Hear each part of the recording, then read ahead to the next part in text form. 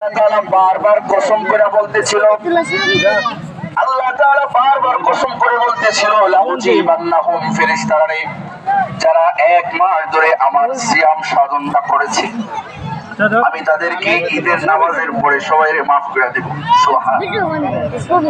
শুধু মাফ করে দিবে এমন না, আল্লাহ তাআলা বলবে ওয়াবাদদালতু সাইয়্যাতিকুম হাসানাত।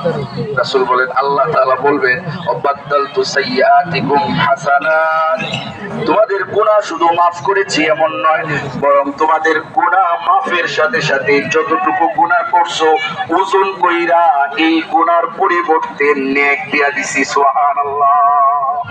আল্লাহ কত বড় ইহসানওয়ালা, কত বড় দয়াবান। গুনাহ তো মাফ করছে তো করছে, গুনাহ মাফের সাথে সাথে গুনার পরিবর্তে আল্লাহ তাআলা নেক দিয়া দিছে। আপনি অপরাধ করছেন, অপরাধ শুধু মাফ করছে এমন নয়।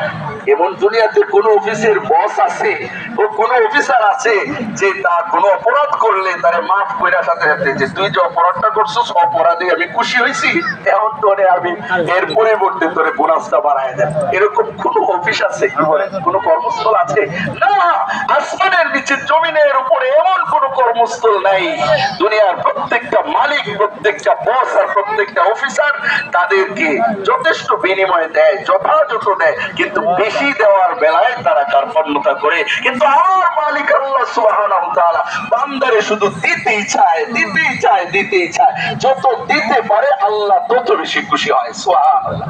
এই আল্লাহর নামই হলো আর রহমান আর রহিম।